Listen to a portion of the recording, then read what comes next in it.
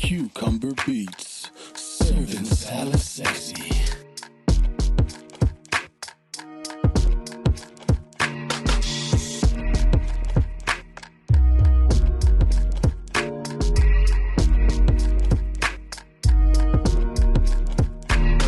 Welcome to the Nero's world, and thank you for joining me.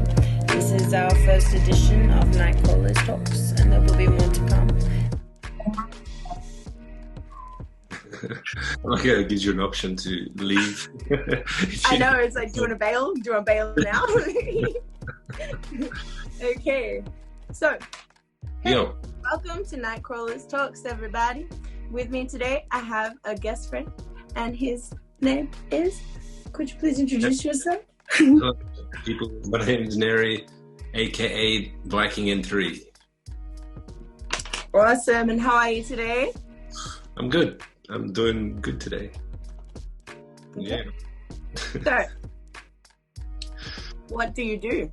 What do I do? For people at home who want to know who you are, what do you do? What do? I do music fundamentally. I like to do music. That's my main craft. Art, music, rap, spoken word. Now I'm doing some podcasts. I guess I like to dabble in a lot of realms, and spirituality is quite prominent in my life as well. So right now I just really got an urge to speak messages that need to be heard. And I was doing it through music, but now I seem to have found other avenues that I feel really comfortable in, that I feel like are really important to also use. And so yeah, I'm kind of dabbling. Awesome. And what kind of avenues are those that you're finding? Like podcasting. So that's one avenue. It's awesome. And what's the name of your podcast? Raw Shit. That's the one that's out right now. It's Raw Shit. Awesome. Got a few other ones coming out, but when raw shit, talking raw shit. It's raw shit. Like if you're in the living room and you want to talk about topics, with actual some intellect behind it, not just like what the news or what the bullshit is. Yeah, real talk with some substance. I get that. I love that. Yeah. So yeah. So, how long ago did you start this journey? The journey of life, or the journey of music, let's just say. The journey of music. Journey of music and expressive. Yeah, you're art expressive. I'm gonna call it that. I just gave it a new name. Yeah. Fuck man, I've been rapping for 22 years. Wow. Fucking years, man. That's awesome. You must have like an abundance of experience and stories to share, though. Man, it's been an amazing journey, definitely. It's been what I wanted, I guess. What I've strived for. Definitely, played with some people that have been mentors of. Traveled, I've gone to, performed strange places. I've had some strange stories. Like, I don't know, it's an amazing experience that I have. My human has chosen, my spirit has chosen in this human. So awesome. Yeah, awesome. So, with your upcoming album, I know you were going to release it and it got postponed with COVID. What are you potentially looking at doing now for your release? Well, it's a bit tricky. On the spot. Releasing what I've been doing. I guess like what I'm really contemplating is how to get some video clips that I want to release the album with. Given the situation, it's been really difficult to just assemble with people to get creative, and also financially, it's not like it's difficult to go, oh yeah, I'm just going to spend a few $1,000s on a clip. Where like I can't. 100%. Then that's and I think that a lot of artists are struggling with these same kinds of things over these months of like downtime. Basically, you're not getting that productivity level up anymore because you don't get that same level of social interaction and social collaboration as well. Yes. yeah, it's definitely taken a hit, you know. But the good thing is that a lot of people are more online and probably streaming more. But like, it's still for an artist financially, like gigs and all those things is where they made a lot of their money. And streams so far, where I'm at, streams isn't gonna make me the need. And yeah, I think I just got to bite the need to want to have a really good video clip, you know, because that's why I always want so much quality to come out with what I do. But if I can't do it, then I'm postponing everything. So maybe I just got to do a clip with my fucking phone in my house on my own. And who knows? It could be revolutionary in itself, like taking it back, that like kicking it back one notch again and homebody a little bit more. Totally. But I can see that for a lot of people, that is a massive thing that they're all having to confront, is utilizing what you do have in front of you. And otherwise you're not going to move forward, especially in a time that's unprecedented and unpredictable as to when this will end. And I think it is a big thing that hits a lot of people, that shift into, okay, fuck, what can I use? What do I have? And just rolling with it, I guess. 100%. I agree, 100%. I would love to see a film clip from your phone. Like, that'd be dope as. Just take a bunch of like Snapchat stories and Instagram stories, like collaborate, compile them. There's everybody singing a little bit of verses at home. I was trying to tell somebody else to do that too. I'm like, just, you know. Totally. Yeah, I've got a few ideas playing, but I haven't put anything into effect yet. So I think there's definitely some serious planning that I need to assess in these next few days, because a part of me just wants to drop it. I can't hold it anymore. I can't even listen to it. Being the other little fishy I am over here, I'm going to say, I think that's your intuition just going, just do it. Just do it. Just throw it at the world. Boom. I think so. It's just like I can't even listen to it because I can't enjoy it, because I can't share it with anybody. So I'm just kind of like, that's like a cycle of depression and excitement. Totally. I just try to listen to it and enjoy it again, and I'm like, I don't want to fucking hear it. I want other people to hear it so I can feel the energy through the songs, that, you know, it culminates. Because when people pay attention to it, you start to feel the vibe that it starts to give. And it's just me right now. I haven't even given it to. There's been a selected amount of people that have even heard it, so very selected. I think in one hand. So I need to get it out. I need it out. I don't want it anymore. Well, on this wavelength, what is your creative process like? My creative process, like, is in music-wise, writing? Yes. Well, if we use the album as an example, since I produced the album and wrote the lyrics, obviously, to it, I usually get a bass production going with the concept, the feeling, and the idea. Then I'll write some vocals to it, record the vocals, and then reproduce the beat to the vocals and finalize the beat with the vocals, and then do the final version of the vocals. So like, that's kind of like the main. And sometimes like Viking shit got recorded 5 times. So some songs you just need the right, you know, vocal. You want to hit a mark on certain emphasis. Exactly. You want to make certain parts have more impact than others. Yeah, and I bought a really good mic, and then the mic really catches everything. And when I was recording the album, I was going through one of the hardest things. This is when, like, behind the scenes fight music was going out the fucking window, and things were happening behind the scenes that were personal as well. And they were just like, I was in a pit of fucking hell, fucking charging on and recording the album against all possible wanting to. Like, my body and myself wasn't ready for it, but I put myself in a position where I had to do it, and like, I charged through it, but it wasn't a fun experience. Like, you know, it wasn't like I was chilling, having a good time recording my album. I was like battling through it. So yeah, like things like Viking shit, I was off my game, and I was just like hitting my head against the wall until it came through. And that was the process. So that was pretty rough. So that's probably another reason why I just want to get out of here. You're like, please, I need this to move to the next part. Let's go. Next more. Like, there's so many avenues that I'm thinking about that I'm gonna just, you know, it's not all. I'm not gonna keep that fucking hard, aggressive rap shit. You know, I love it. Even though there's some melodic shit in the album that probably people are gonna be like, what the actual? I'm interested because you've been a bit of a rap musical warrior, I would say, like in your stance. Even reflecting on what you were saying before and having that message to help people and using rap and music as that way of doing that.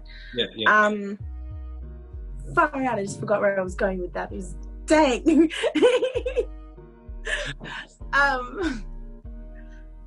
The light stuff, the more melodic, the more different stuff. Because you yes. I'm really, really interested to see what else you're going to come out with as well.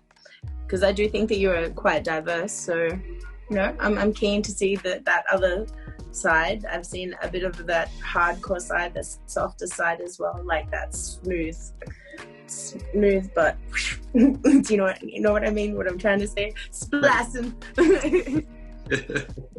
Totally, yeah.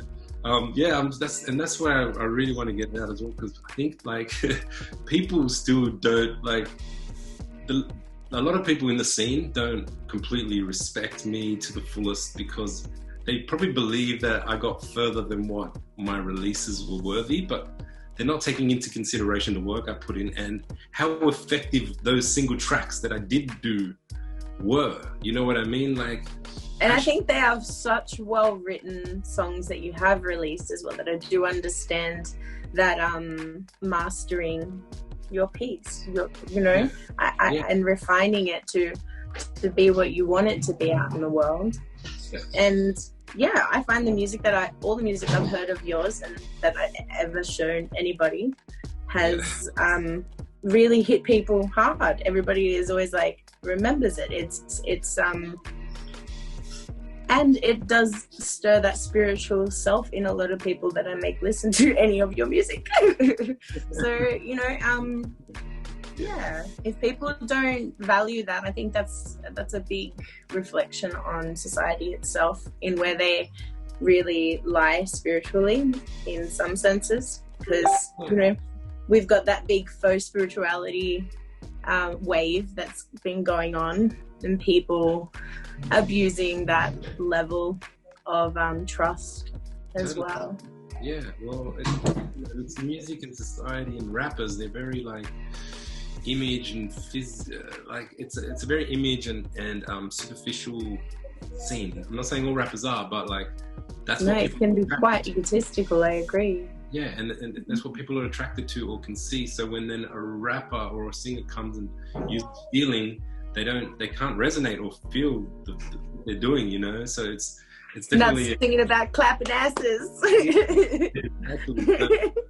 It's a bit difficult, but at the same time, you know, the people that will resonate, and that's all that fucking matters, you know. Like, I'm here to do art for those who resonate with me, you know. Like, and that's all that really matters. And exactly, like keep being you, keep creating what you've got inside you. Yeah. And sharing. Yeah, exactly. Yeah, no. 1 second, please. Sorry, go.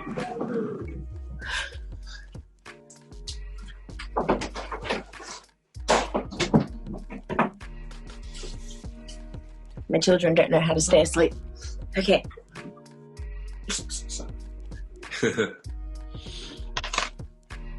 Alrighty.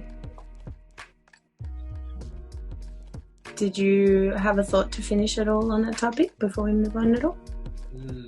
I think it's good. It was ended pretty well. Like, yeah, we just people connecting from here and connecting from here, and just keep expressing from there, and you know, those will resonate, and like you said, then people remember it, you know, and people feel it, and that's what people sometimes like, especially when how I rap and my strange accent and my pronunciation, because I've really, you know, looked into it, because a lot of people, like, especially in America, they don't know what I'm saying, you know, and I realized, you know, sometimes when I listen to, say, Michael Jackson, James Brown, or even people, you don't know what exactly they're saying, but you feel them, and I realized that I like to sometimes tweak words, not on purpose, just the way I like to make it sound. It's a passive instrument, so I'm more of a you either feel me, and then if you want to know what I'm saying, sometimes you may have to, you know, because there's some deep shit in there, but I focus more on the feeling of it than the pronunciation, and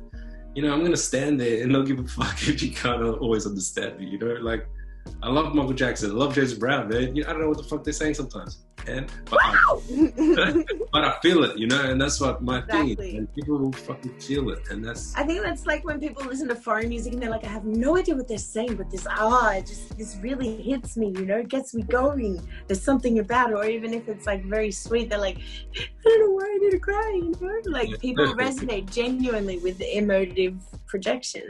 Yeah, 100%, 100%. Okay. All right. Do you sing in the shower? And if you sing in the shower, what songs do you sing in the shower? Actually, I don't really sing in the shower. Oh. I tried one time singing in the shower, but it feels like I think in the shower. My brain is like, it's like a place where I meditate and think like a motherfucker. I'm like, I feel you. I used to always do like all of my budget in the shower. Oh, okay.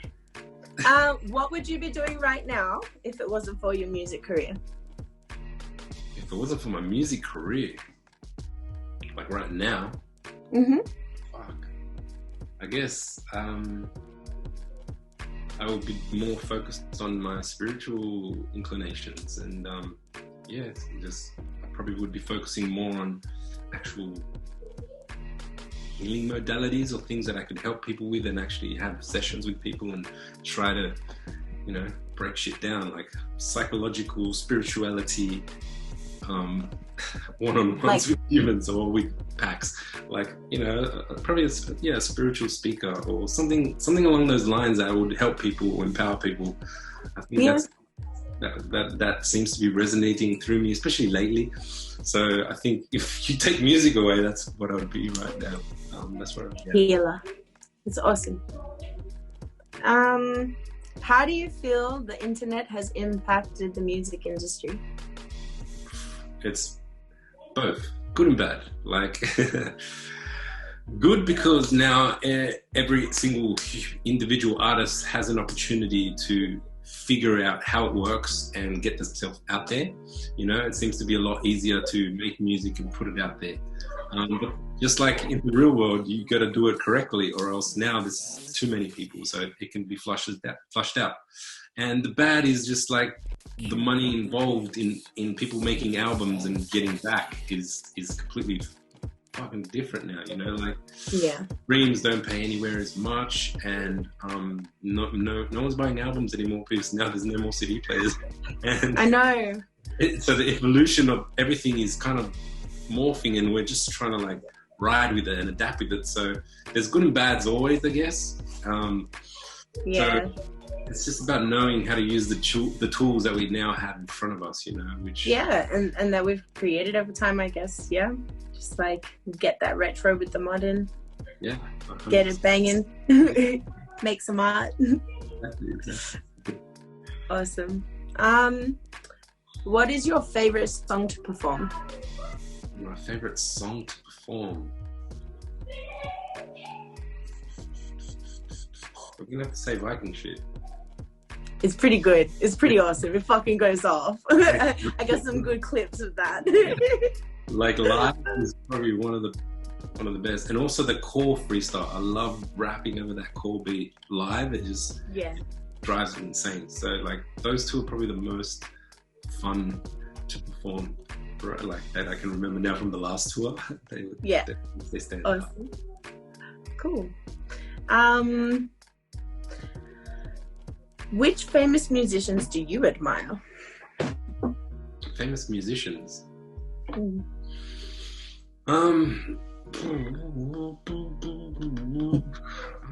I guess I have like, you know, different waves of different moments where different artists come in and come out, you know, like outstanding. If I look at the history of my life, like definitely like Eminem was a big influence growing up. And you know, the fact he's still relevant, even though he's lost his juice. No, he's good. He's good, but I know. Like he's talented as fuck, but like, you know, QKBeats was probably like that was him. You know, I love that. That's recent. And like his last album, it's got bits, but I really feel like the problem, the dynamic between him and Dre is what fucking made his albums classics. So like Relapse was Dre involved as well, and that was, to me, that was a fucking amazing album. And I feel like their combination is what is necessary, because Eminem doesn't seem to pick up on the musical side as well as Dre. So Dre knows what's fucking good musically, beat wise. Eminem's kind of like, he flows with beats, and then sometimes he's like Dre is day dot production on hip hop beats, man. He's like, the equivalent. Like Eminem as an MC and a writer, Dre is a producer, and they're both fucking. So when they come together, they create. Yeah. And so Eminem is definitely one. Look, I love Kendrick, man. Kendrick Lamar is boss. He's just not just musically as a person. Like, fuck, man. You know, I admire him as a human and as an artist, you know, because he doesn't stick to the fucking box or the rules. He just creates art, you know? And it's so important for a mainstream artist. So like he's definitely, man, he's in the rap scene, you know. Tech has just always been just a powerhouse. I fucking love that. It's just an influence. One sec, I'm so sorry. I'm gonna pause this for a second on us. My daughter doesn't. Awesome, back on. All right, so back to our questions. What is the most trouble that you've ever gotten into? Now, I know you grew up in Sydney. Yeah. Well, there was a situation. So every time I get dropped with like got into the deep fucked up parts, like a part of me is like shit. There's a song on the album that goes through this story a bit more deeper, but I'm gonna do it lightly here, and I'm even questioning if I should even put it on the album. It's that fucked up. Anyway, well, there was a situation where say a drug deal went wrong with my brother involved, and they grabbed him while they were driving, so he was hanging out the car, and I kind of chased them down with my car and ended up hitting a whole bunch of people with my car, including my brother. And so I kind of had to go to court, and they wanted to put me into a bad space. But given that, you know, that's pretty bad. This is some pretty deep shit, man. Deep shit. It was very, very, very intense time of my life. So that's probably the most trouble I've ever gotten. Fortunate for me that obviously they can't use it as I did it on purpose, because it was an accident, because I wouldn't have hit my own fucking brother on purpose. It could have went really bad for me in that moment, but given that everything turns out the way it should be, I ended up in Byron Bay, and thankful for all the things that occurred and all the growth and all the healing, and that my brother is in a good space and good place right now. And that's good to hear. See, it's some positive outcome out of that. Yeah, there's always a positive out of the negatives.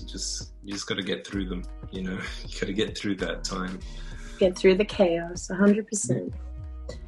Okay. What is the best advice you've been given? What is the best advice I've been given? Yeah. Oh, shit. I don't know.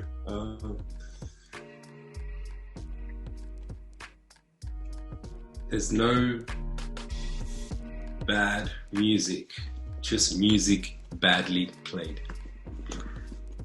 That's something I think my dad told me when I was a kid, and it's awesome. That's what came up now, so I think that's awesome. That's literally awesome. Yeah. Okay, so moving on from music and more onto your spiritual journey. Do you meditate? I do. I meditate twice and sometimes 3, but mainly twice a day. Awesome. How do you feel that meditation has shifted or benefited your life? I think it's amazing. Like, meditation helps you control thought, like control where you focus, it's like working out your mind. You know, people are caught in patterns and negative patterns and things that they don't know why they're doing them things. And, you know, it's because they haven't exercised their mind. So they're kind of caught in programs, because that's what happens. We get programmed as we grow up. And unless you become aware of the programs and you try to change them or combat them, and through meditation is like the steps, part of the steps that you need to do to be able to say, hey, why do I want that? Why am I doing that? Hey, I don't want to do that.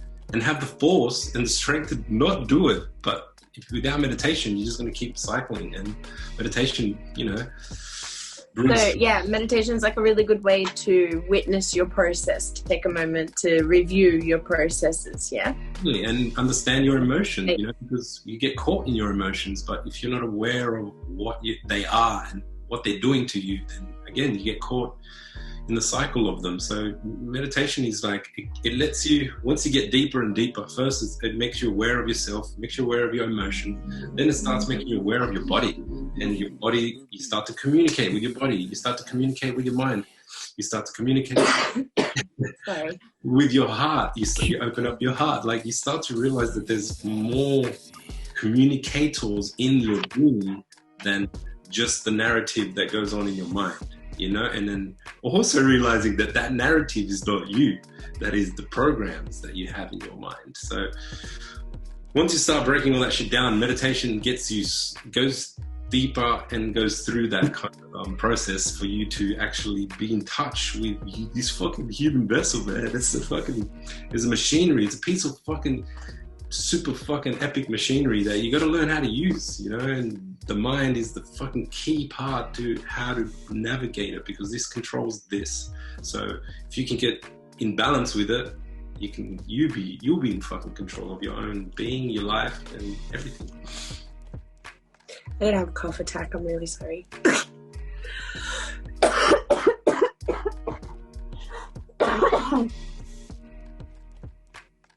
I think we're good. God, you should do something, man. Meditate. Listen to. I know, right? It's my throat chakra. It's closing up. It's like, what are you doing? Not vocalizing your emotions properly. That literally happened to me though. Is when I started learning a lot more about my throat and my heart chakra.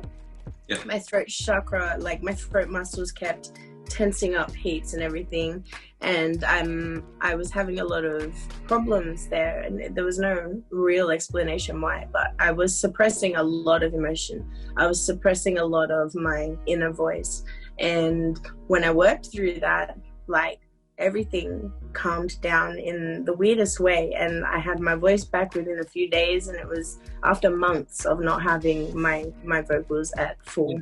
It was so crazy. Yeah. And yeah, you got to project that out. Absolutely. You got to project. And meditation helps with this. Yeah, exactly. Like, your throat chakra is your communicator, and if there's things, your truths that you're not communicating, you're going to block up this thing, you know. And so part of it is being in your strength and power to be have the courage to speak your mind, and it was really hard. It's really hard to learn to do that. Sometimes it is for a lot of people, so that's why it's definitely important. Meditate, man. You lock up your power chakra, then your power chakra will fucking speak through your truth chakra, and you can. I've definitely developed a lot since then. I'll tell you that much. Yeah, that feeling. Yes. It's weird when you talk about things that they seem like such an innate personal experience, and then when you speak with somebody else about it, you like imagine that personal experience at the same time, and you're like, that's awesome. You know what we're talking about. Yeah, totally. Okay.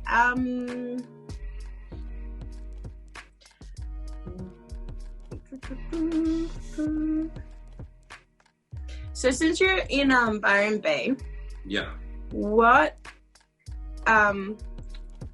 what is happening over there in regards to the ocean and pollution in the ocean, or restoration towards ocean life and cleanliness of water or anything like that? So what's happening in your community facing that issue that we're all, got to be a part of coming back from? I think that the Byron Bay in itself is pretty conscious about sustainability. So like our beaches are pretty clean. Like everybody tries to be responsible out here in keeping our things, flourishing and thriving. And the hard part is when tourists come in and they're not as aware, but there will always be locals that will pick up after them, or do things that you don't go on the beach here and you see a whole bunch of rubbish. It's very rare. Or not like say if you go to Sydney, Bondi. I was gonna say, it's not like in Sydney when you walk over to the Georges River and it's literally like gushing up at you, and you're like, and I'm supposed to be allowed to swim in there. Like what? And eat fish from there? It's insane. It's crazy. Yeah, its bigger cities are usually, more lazy, self-righteous. I got a list of things that I could be mean, but I shouldn't be mean. But they're ignorant,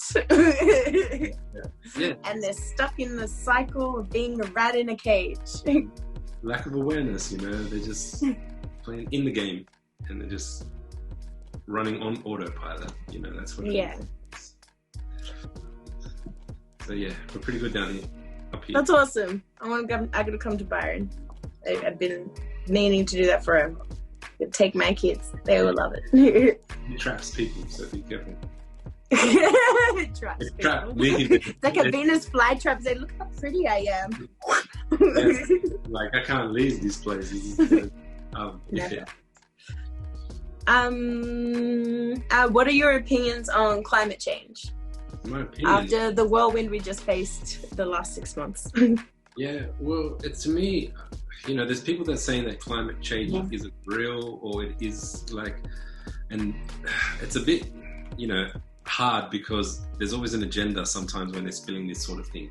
But what I do know is that the way that we are operating isn't sustainable, and that to me is what's important. We have to stop a lot of things because we are destroying the planet. You live in a climate, you live in a city, it's going to have a different climate to if you're living in the bush. So as we cut down the fucking trees, the climate is changing in that aspect. Whether or not our world is about to fucking flood and die, I don't know if that agenda of climate change is real, but the fact that we're destroying the planet and that to me is real, and that is what's fucked up. There's so many fucking ways to be sustainable and harmonious with the planet that we aren't even addressing or looking at, and that is that's what to me it's just about rearranging the way we are living right now, because it's not right, and I don't feel good moving forward with whatever the fuck they're doing, because it doesn't. Neither do the children of our world, I think, are right there with you. Exactly. So it's just there's just so many things that we need to turn around and fix before we can continue moving forward with technology, with fucking and everything. There's too much. On that note of technology, and how much it pollutes the earth, essentially, what we deem to be something that makes things more efficient and simpler as humans, because we just create a bunch of extensions of ourselves and the things that we've created. And then we clutter up the world because we anticipate every single human that exists wants this item. So if every human is creating an item for every other human, it's a whole lot of crap that's just not needed. Yeah, and then we have to find a way to work with what we've got, what we've created now.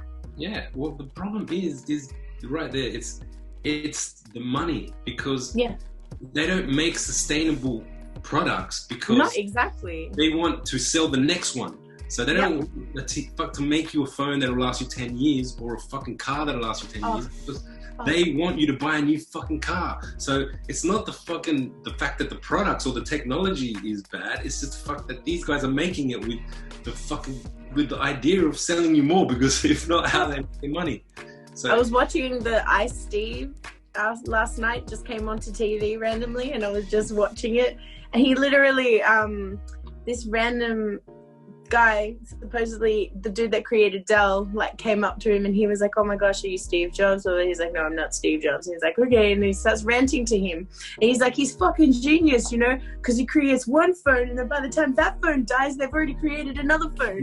And then he's just like full giving him props, because, you know, on the business aspect, it's like, yeah, you're climbing that ladder, you're getting it. But then I'm sitting here as like the little hippie I am in my heart, and I'm like, good work, Steve Jobs. She's the blueprint for madness. Well, it's not. It's regret not that now, don't you? Yeah. That's just the way they've all been working. You know, that he's adapted the norm of products. You know, like exactly. It's just fucking bullshit. But yeah, it's gonna take people like us to speak up and, you know, and remind people that, you know, there is still shit there. There's still rubbish to be cleaned. There is still life to recreate. There is still recycling to be done in this world. 100%. Like there's a lot of things that people need to face, and, you know, like people individually need to face it themselves prior to them having to face it on the world. Because if people aren't doing right for themselves, they're not going to do right for the world, because they obviously don't care about their own body. So why are they going to care about the planet? You know, so it's individual is the first fucking step. You know, we need to love thyself. Yes, exactly. It's crazy raising children in this world now as well. Yeah, I can imagine. I can only imagine. Like, I think about it and I'm like, oh man, I haven't gone down the child realm, and I'm just like, mate, the logic that comes out of their mouth, sometimes you're just like called out. Yeah, the world of humanity got called out. They're more in tune with their fucking heart and self, because that's prior pre-programming from the system and bullshit experiences, you know, like. And if you've got an amazing parents like yourself, I can imagine that you, you know. I wish. I only hope. Flourish with that beauty, you know. Yeah. My kids are pretty intense, but they're lovely. They love the earth, and that's what I really am grateful for, is how much my kids love the earth and nature, and how much I have not allowed them to fall into that technological warp hole. They don't have like every single gadget. It's just not like that. I can't afford it. B, I don't really want to be like overstimulating them to the degree where they can't even see life around them. So, you know, with all the Nightcrawlerz thing and everything, what that represents to me, like Nightcrawlerz, the name itself, Nightcrawlerz are an earthworm, and that is part of why I chose that name as well. So that I want the earth represented in everything that me and anyone who is connected to me do, because she needs her voice heard again too, and she needs to be talked about all the time as well. And we all need to do our bits. So yeah, Nightcrawlerz is a big part of that. Anyways. Yes. I love that. Yay. Okay, my dear, we are wrapped up. We are wrapped up. So I will stop the recording thingy now. All right, we can end this better than this. By the way, I can edit this later. Cut everybody out. Bye. Sorry. All right. Thank you so much for having Thank you so much for being on Nightcrawlerz Talks, and I really, really, really appreciate your time and your flexibility and patience with this. And I'm really keen to see the things that you're going to come up with next, and to hear all your podcasts. Awesome! Thank you so much for having me. It's amazing. I love being on platforms like this yourself that, you know, want to provoke thought and provoke things that people need to look at. And so, you know, everybody needs to play their bit, you know, whatever the hell whatever the hell our reach is, we all got to play our bit in spreading this sort of information, this knowledge, and getting everybody to reattune with themselves, reattune to the motherfucking heart, and continue operating from here. Trust me, this is the space that we need to fucking live from, and we will put everything in harmony, man. That's what we need. That's it. So thank you for having me. Appreciate you. Appreciate what you're doing. Yeah. It's been a pleasure. Thank you.